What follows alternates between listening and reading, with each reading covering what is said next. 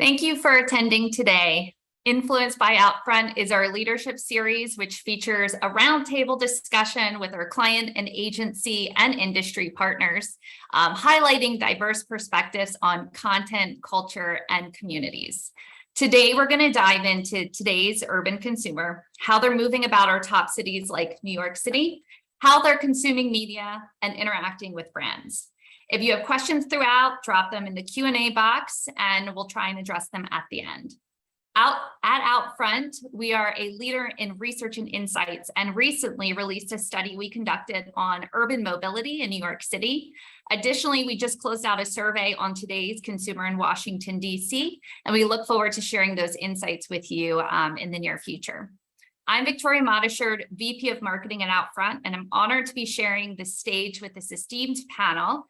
Brian Hughes from Magna Global, Amanda Temis at Freshdirect, and Brian Rappaport with Quan Media.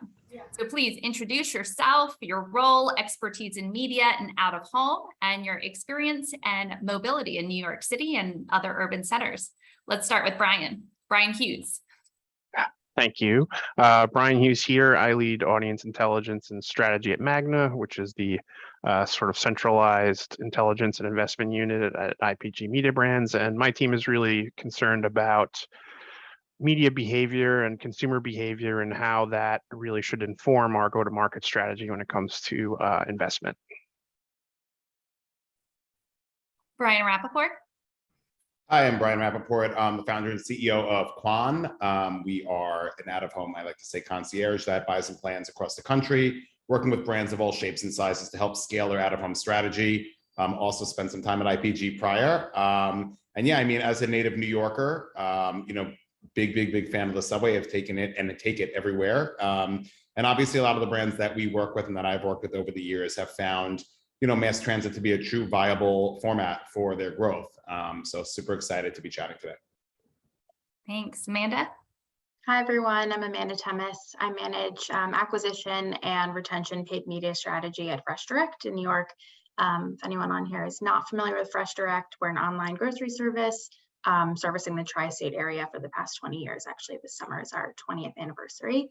I primarily come from an agency background, so not too dissimilar from other Brians on the call, with experience managing paid digital and traditional media strategy across a variety of global and regional brands. And out of home has always been a large part of, my roles throughout my career. On a personal level, I'm also a native New Yorker, but over the past 10 years, I've lived in Los Angeles and Miami and DC. So I feel like I have, had some good exposure as of late on, the urban consumer in some different major markets. So I'm excited to talk today. Great. Well, thank you all for joining. Really excited to dive right in. And I'll start with Brian Hughes and really just seeing and hearing the overall consumer thoughts on media consumption, consumer behavior. Let's hear from the experts at Magna. Thanks. I think what's interesting is we've kind of seen in what I'll call, I guess, the late pandemic era is actually the total time spent with media kind of going down, actually. And, we think this is happening for a couple of reasons, one of which is just that the new behaviors that are replacing old behaviors are not as time intensive as some of the old ones were, but there also seems to be some evidence based on data I've seen that people are valuing experiences more. And so, really kind of putting their attention into things like travel and things that they can kind of touch and feel in real life. So that may also be impacting people's media time in general. So that's just kind of a trend that we've seen more recently coming out of the pandemic. Obviously, there was, a little bit of a surge when people were stuck at home, and now it's kind of seems to be going the opposite direction. So very interesting. Yes, definitely. So as you heard, we all live in the greater New York area. Being from New York, we know and understand people are here, they're moving around, the city continues to be vibrant.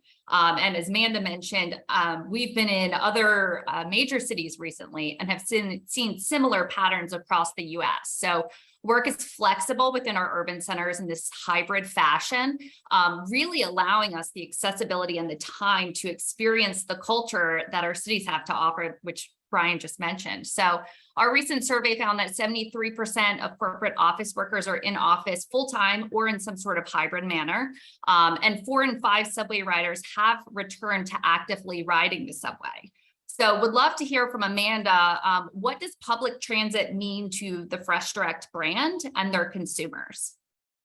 Yeah, so, as I said, we have been around for 20 years. So we've seen, I think, an ebb and flow of, the mentality in New York, but public transportation, I think, is, key to the fabric of this city and to our customers. So it's important for us to always lean into that with our out-of-home strategy. But, as of late, I think we're taking a nuanced approach. There's no doubt that the subway is probably the most eye-catching transit out of home in New York. You have someone's undivided attention aside from their phone. But, commuter patterns are changing. I, for example, take the bus and the ferry more than I ever did. People take city bikes. So I think, as a brand, thinking about how do we reach our customers and our potential customers at the right touch points throughout their day, we have to think about reaching them, above ground and below ground. So public transport, I think, has evolved for us to not only just mean the subway, but also different, methods of getting around New York City. And I think coming out of the pandemic, obviously it was a rough 2020, and early on in the pandemic, there was a little bit of nervousness about taking subway and rail, so on and so forth. I think right now, regardless of hybrid work or people that are in the office every day, people going into the office 2 days a week, the bottom line is that in major cities, like, mass transit is fully back. Like, people are going out to meet with clients, they're going out to meet with brands, they may be doing things in a different light, in a different way. And sure, they may be in the office Monday, Wednesday, and Friday, but Tuesday and Thursday, they still may be going to grab coffee with a client, downtown. And then, they may be going to an offsite meeting or to meet up with a colleague somewhere. So at the end of the day, mass transit continues to play such a large role in people's daily commuting patterns. And it's exciting because I think that, like, brands were really waiting to, like, jump back onto utilizing mass transit as a key out-of-home driver. Like Amanda said, you have that consumer's undivided attention. And it was kind of sad and disappointing to not be able to kind of play off of that during, like, peak pandemic timing. But as soon as, things started to ease up a bit, you saw kind of like a mad dash of brands jump back into the mass transit space, as they should. Absolutely. And, the active lifestyle of New Yorkers, Brian Hughes mentioned it earlier, people are really excited to get back to these experiences. They're already doing it. The city is abundant. Events are sold out. Restaurants are full. I was in Soho a couple of weeks ago trying to, have dinner and could not get in anywhere. So through a recent survey, 1 in 4 respondents reported actively attending large major summer attractions such as Broadway and baseball, just to name a few. With that, 71% of subway riders are using it for leisure purposes, with increased ridership on those off-peak times and weekends. So Brian, I know you mentioned about people being on the subway, but what are you seeing from an interest standpoint on the brand side, really being in our urban centers in front of consumers on the go in big, bold ways? Brian? Yes. Oh, Yes. Yeah, we are definitely seeing an increased interest from brands, with a desire to, jump back into the transit space. And I think, obviously I could speak to New York, this is where I'm based, but whether it's Boston, whether it's DC, whether it's Miami, like, you're seeing brands that want to build in mass transit, understanding that people's commuting habits, albeit, them changing, are still somewhat back to normal. And for them, that's a great way, again, to reach the consumer. So, I think, like, for us, we get to work with so many fun brands in the D2C space and in that challenger brand space. And it's a great way, and has always been a great way for them to, introduce themselves to an audience, or to, I guess, reintroduce themselves to an audience. And you look at New York specifically, and I think as early as, like, February or March of 2021, you started to see these really incredible challenger brands kind of jump back onto the subway. And there was such an influx of new brands, be it Pros, the hair care brand, or Current, the neobank. And it was kind of like, once you started to see brands, inch back into the subway, it was like a mad dash. And now pretty much every brand that we work with that has, a major key city with a large, mass transit system as part of their infrastructure, like, they want mass transit to be a part of their plan. If they're in Miami, they want to be on the Metro Mover, they want to be on USKs. If they're in DC, they want to be in the Metro. If they're, in Boston, they want to dominate Back Bay. So it's super exciting for us because it kind of, it makes an out-of-home campaign a little bit more complete when a city or a market has such a viable mass transit system, and you can utilize that to reach consumers, because ultimately I think that that's one of the best ways to do so.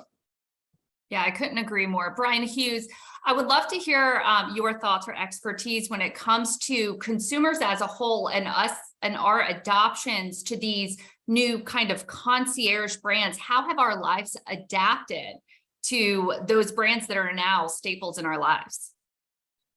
Yeah, I mean, I think it's interesting because one of the patterns that we've seen over time is that many of the brands that start off as sort of those DTC challenger brands that might, start off with out of home or podcasts or something, to end up, have come so far that now they're bugging us to be on TV and stuff like that. So I think, it's interesting to see how some of them have evolved, and I think it goes to show that kind of starting off with these types of executions can definitely build the brand to a place where it's now I want mass media. Definitely. So speaking of new to market brand that is now an absolute staple, Freshdirect strategy for reaching on the go consumers. Amanda, could you tell us a little bit more?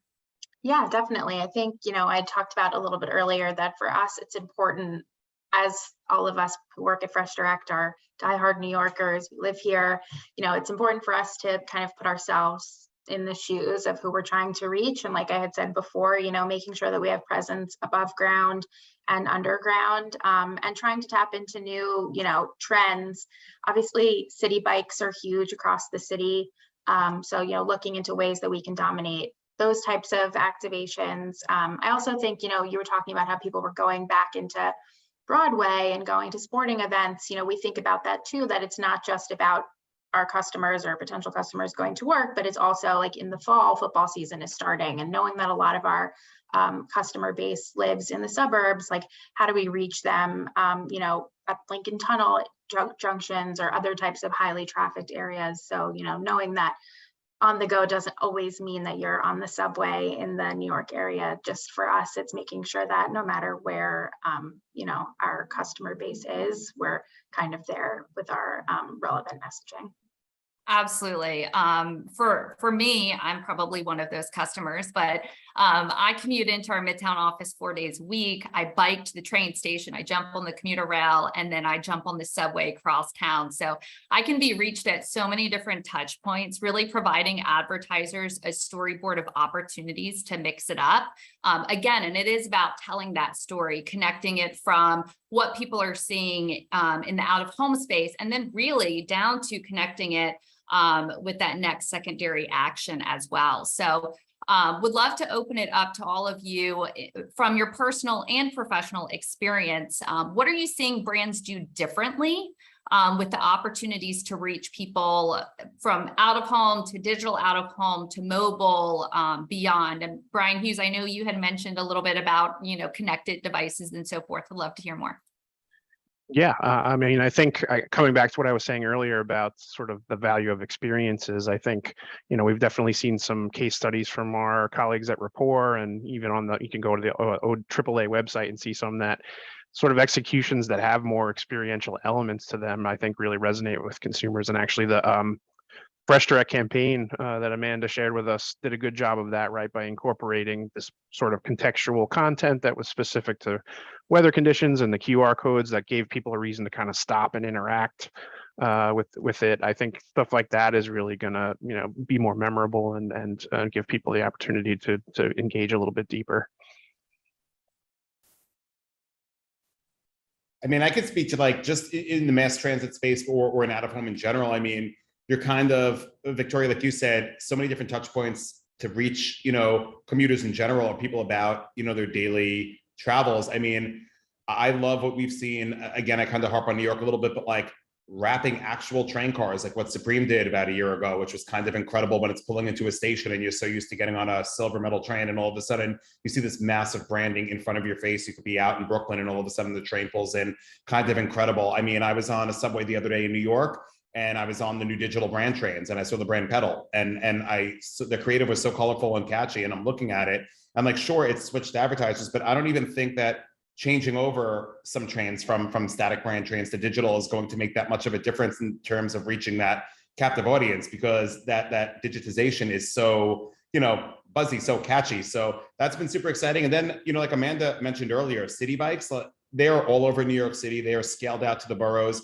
The ability to dominate them, to utilize, the kiosks there, to wrap the docks, to really get in front of consumers, and to be able to cherry pick to be in certain neighborhoods, or to focus in on, let's say you're a brand and you're seeing a spike in sales in one neighborhood or decrease in sales in another neighborhood, and you don't want to do, the standard out of home buy, you want to mix it up a little bit, during warmer weather months. Like city bikes are a great way to go ahead and do that and pair it with, urban panels, or with, route specific USKs, so on and so forth. So there's a lot out there. We're working with a brand right now where we're dominating the ferries going from New York to Williamsburg, because that's where their audience is. And it's a great way to kind of hit that summertime audience who, even native New Yorkers who just want to simply get out and like do something different on a weekend. You're hanging out on the ferry, or you're going to Smorgasburg or whatever. It's super exciting. So it's a lot of kind of different ways and things that we're seeing. Yeah, I would say for us, I don't want to interrupt you. No.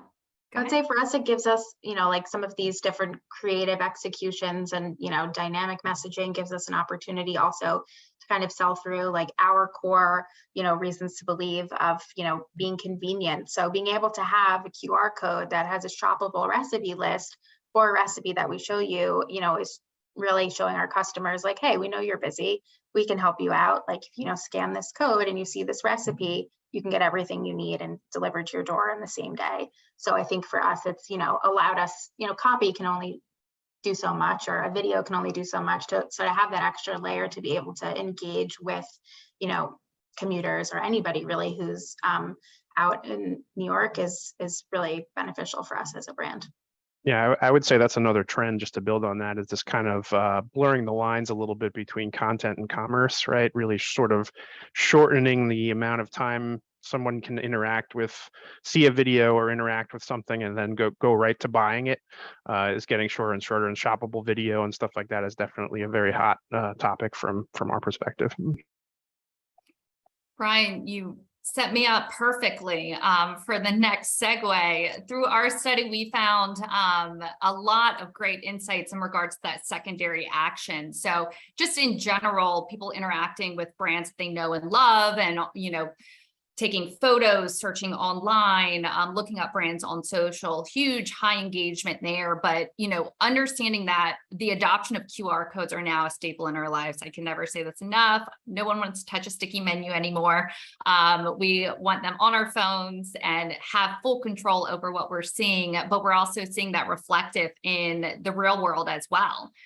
2 in 5 subway riders have scanned a QR code on a digital screen to receive incentives, which we know has always been a big driver. Incentives, offers, coupon codes, etc. But really, they're starting to take that next step even further that Brian Hughes just mentioned, to download an app, to purchase. The Freshdirect example of the QR code, and you literally scan it and you get the entire recipe already in your cart, is just amazing. It's one click and it can probably beat me home from New York City.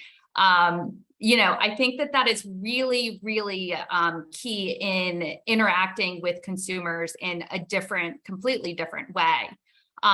Brian Hughes, I had something written down in regards to bringing it back to that time spent with media being down. So tell us what you're seeing as far as brands using less traditional ways to reach audiences, and for that matter, driving that secondary action to engage.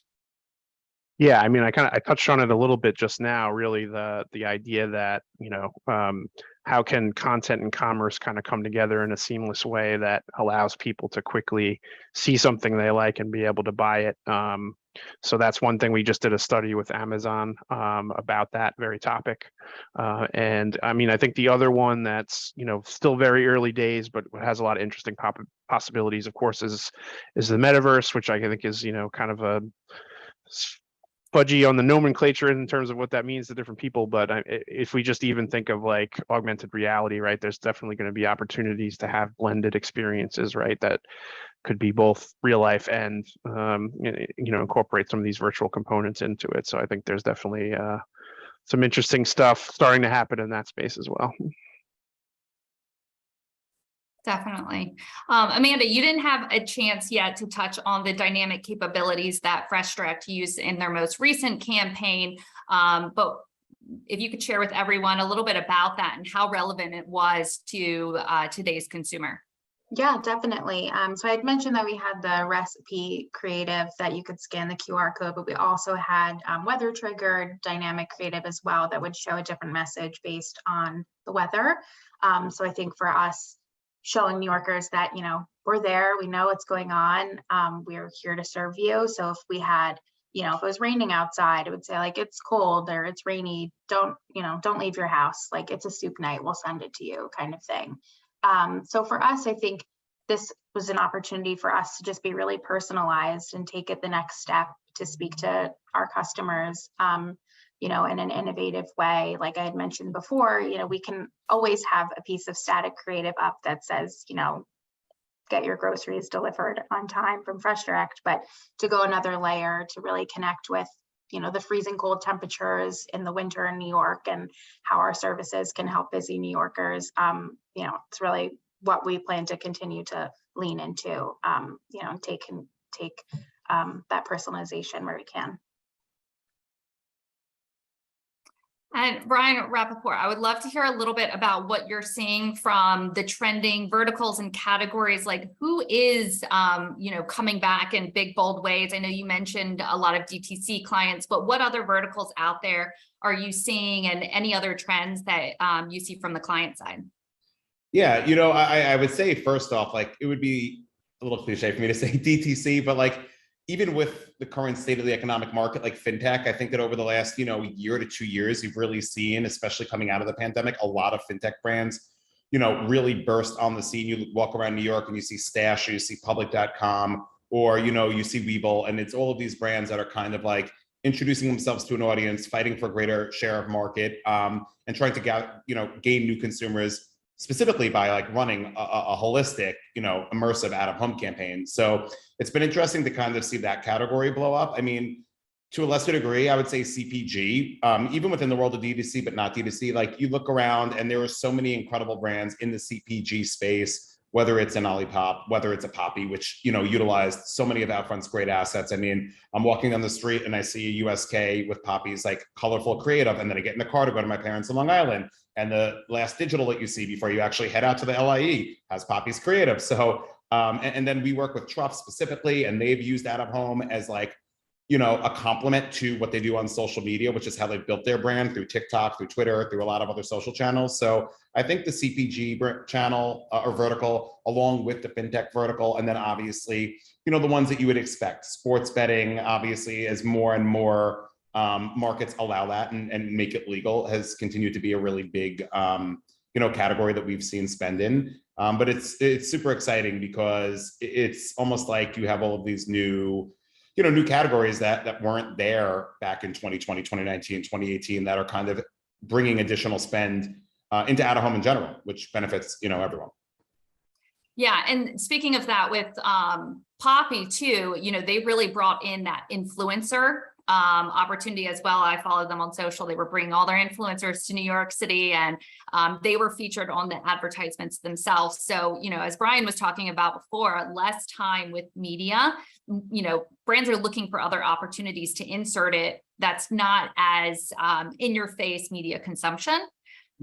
And not to hijack the conversation, but UGC and utilizing that within out of home kind of is a whole other story. And I think brands are starting to be a lot more smarter with that, because it's one thing to run a really great buzzworthy out of home campaign with incredible creative, but when you start putting your actual consumers in the creative, that opens up a whole other door of like, oh my God, this is amazing. And you start seeing, forget about celebrities taking photos of themselves, in front of their billboards on Sunset or in Times Square, but, a brand that we worked with, public.com, their whole brand campaign last summer, which continues, throughout this summer, it's actual investors on their platform and what they invest in. These are, the stocks that I am buying and what I'm investing in. And we're talking to 2 or 3 other brands in different areas that now want to make their core consumers, part of their actual ad or out of home placement. And that's kind of amazing. That's what you want, because it kind of leads to a whole second life on social for the channel. Absolutely. And it's more relatable, right, to the average consumer. Another thing that we're seeing from a trending perspective is really leaning into, all of the brands having a health and wellness initiative, as well as, a purpose initiative as well. And we're seeing a lot of that come to light in the out-of-home space. Brian Hughes, do you have any research or thoughts from Magna in regards to, brands aligning with purpose or health and wellness? I mean, I see in every other article, like health and wellness is a part of every brand. Would love to hear a little more. Yeah, we actually did a study recently with Twitter that was revisiting some of the stuff that we had done in 2019, and it was really about that type of topic. So what are consumers expecting from brands in terms of being aligned with certain causes and that kind of thing? And, I think consumers are increasingly really expecting that brands have a position on key, things that are important to them, and that they show, they kind of put their money where their mouth is in terms of, whether that takes the form of donations or campaigns or something like that, that they have sort of measurable things that they can say, hey, look, I like this brand. They're really, they obviously care about this, this cause or health and wellness or the environment or whatever it might be, and they're really trying to do something to help make it a better situation. So. And Amanda, how does Freshdirect bring those types of sustainability products to the forefront when you're reaching out to potential consumers?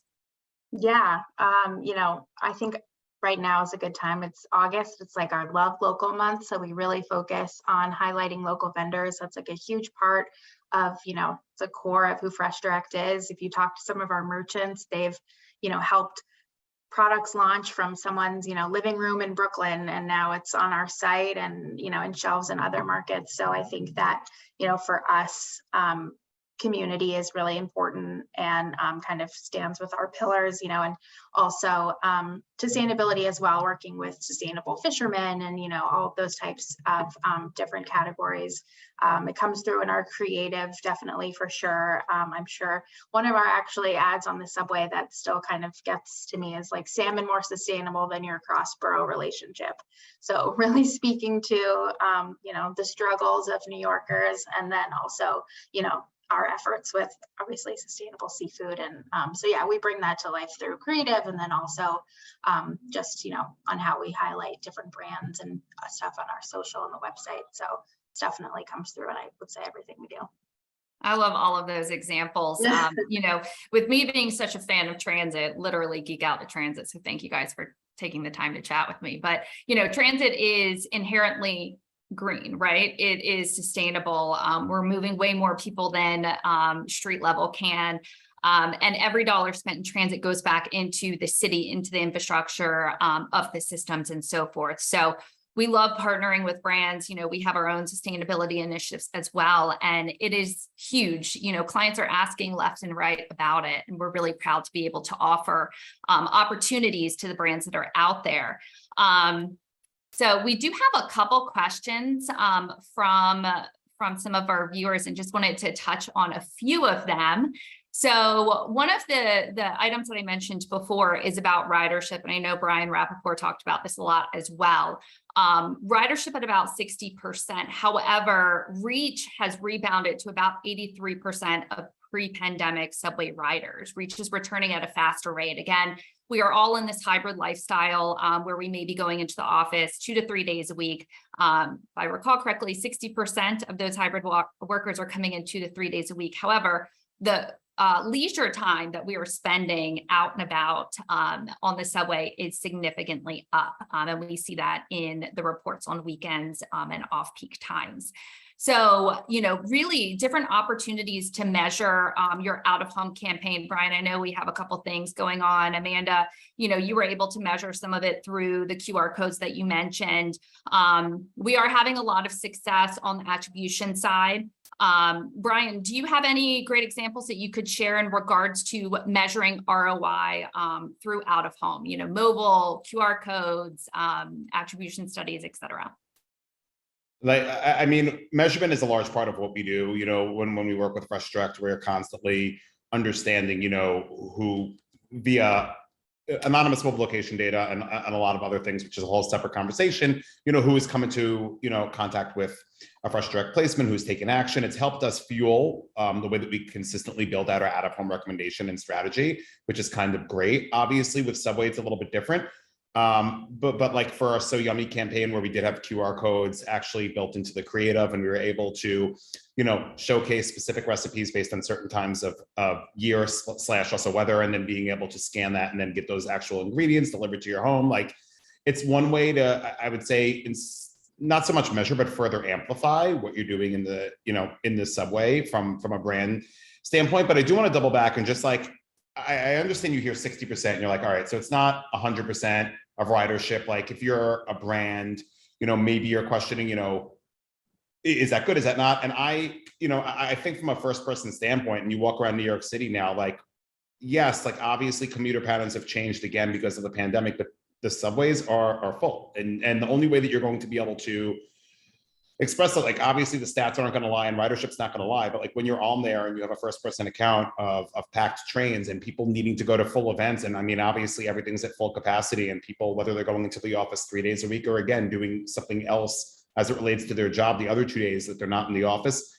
they need to get there through some sort of mass transit. So whether it's the bus or whether it is the subway in a connected city like New York, the bottom line is you kind of have to hedge your bet as a brand like that. It makes sense to spend money, utilizing mass transit as a key out of home driver, understanding, I mean, it comes back to market nuances and market expertise and knowledge, like knowing the type of city that, New York is. And obviously, I think that kind of extends to similar compact cities like a Philly or a Boston or DC. So I know I kind of deviated off of the measurement question and not trying to deflect from that. But I do think that, like, once we kind of went above that 40% number, and now obviously we're at 60 and it sometimes jumps to 70 and then goes to 68, like, we're clearly headed in the right direction. And like, whether you're going to a Yankee game, a Met game, US Open, like concerts, anywhere, like there are certain ways that you can get there. Not people aren't spending $80 to take an Uber there. They're taking mass transit. So it's just a matter of how I think you utilize that as a brand, whether it's a station domination, whether it's on rail, whether it's, video urban panels, whatever the case is, USKs, like there are numerous ways to reach that audience. But I don't know. It sounds a little bit tough to say I would ignore the ridership numbers at 60%. I think it's just from a first person standpoint, like the ridership is there. And just to add to that, it's about the sentiment. When we're coming into the office in a less frequent manner, we're really excited to get there and connect with coworkers. I was on calls earlier today and they're like, "Are you in?" And I'm like, "No, but I wish I was." Like, now I have FOMO about not being there. I love going to the restaurants around the office. It's just it's a more pleasant commute. I'm not as like smashed together in the subway car. I can actually enjoy those new live cards we have in there. So we are seeing that, it is just a more pleasant experience. It gives us a little bit of room to breathe, to experience the ads, to see the bullet train on the Times Square shuttle, and have that community feel with those who we are traveling with as well. There was also another question that came in regards to NFC and technology advertisers. I think that Brian Rappaport mentioned a little bit of that earlier in regards to some of the fintech advertisers. Yes, we are seeing an increase in NFT advertisers, technology advertisers, in digital brands in the financial overall. And yes, they are using QR codes. We've got some great case studies on those as well that really speak to having that opportunity to scan the QR code to invest, or at least to get a little bit more information.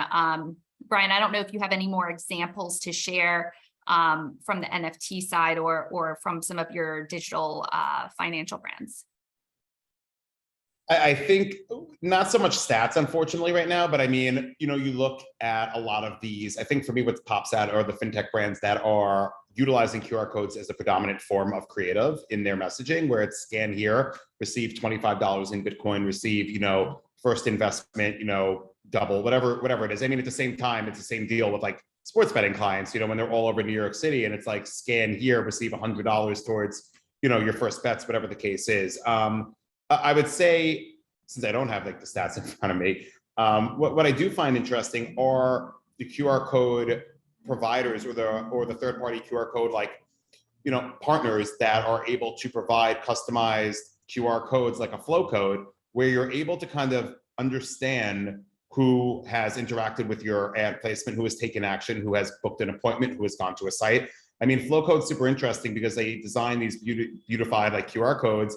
And let's say you're running something as simple as like Guerrilla Wild postings, which changes location 3 times a week, and you're not in a set spot. Like, there's no real way to measure that. But if you have a customized flow code on there, you could understand if there's a beauty bar in Williamsburg and somebody scanned it and it took you immediately to booking and you booked an appointment there, you could technically understand, okay, who interacted with my ad, who did something, and you know, who took an action as a result of it. So I do see that we're getting a lot more inquiries about, you know, QR codes and about adding them to out-of-home placements to help further amplify whatever message that is, be it, you know, deliveries, be it, you know, buying a certain product. So yeah, I mean, I wish I had actual stats in front of me, but that hopefully answers that question. Yeah, I mean, I think maybe it's about kind of shifting the thinking about the metrics that we're using, right? I mean, I think a very similar thing is happening with broadcasting cable TV. It's like maybe we shouldn't be thinking about pure reach anymore, but more about impact and how we're best using the medium. So I think it's a little bit, you know, turning the thinking on its head a little bit on that front. In terms of pure numbers, it's more about what kind of, you know, response are you getting. And Brian Hughes, earlier you brought up AR, which is just an amazing conversation in general. I don't know if anyone follows Times Square Alliance, but they're doing a great campaign right now for the concrete jungle in Times Square. You scan the QR code and on your phone, you know, a jungle appears and you can visit different portions of the jungle as you move around. And of course, it's going viral because people are taking pictures and then sharing out on their social media. You know, we've had gaming services come in and advertise in the subway. You scan the QR code and you take the little anime feature around with you throughout your subway commute. So would love to hear a little bit about what you have thoughts on in regards to AR enhancing the experience and really being able to take the brand with you and experience both in real life as well as, you know, IRL to URL. Yeah, I mean, I can definitely give examples of, we've done a couple of studies now with Snap, and we've found that when you're using the, you know, the filters and the AR features within Snap, when brands do that, it's, you know, drives far better results than a standard video ad would, because it's very much more memorable for people and interactive. So, I mean, I think that would probably translate very well into the out-of-home space as well.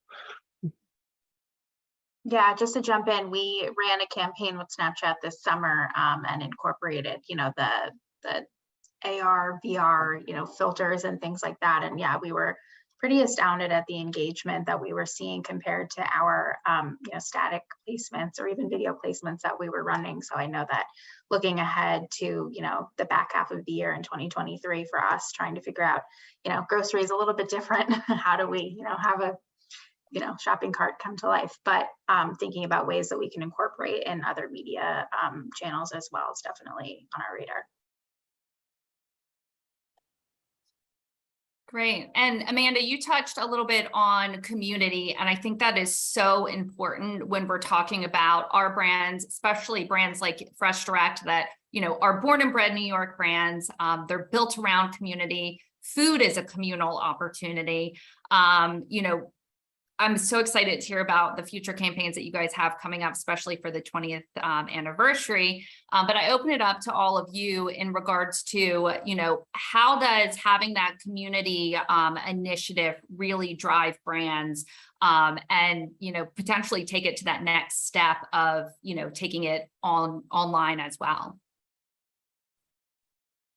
Yeah, I mean, I think coming back to the Twitter study I mentioned earlier, one of the other things that cropped up is, you know, because of social media and other things, I think, you know, consumers are really wanting to be able to have a two-way dialogue with brands. And so, you know, whether that takes place on their social channels or they you know, brands create spaces for consumers to be able to do that, I think there's definitely an appetite for having a feedback loop, giving the consumers the opportunity to be part of the community and say, hey, you know, we like this, we don't like this, and having brands sort of respond to that in kind.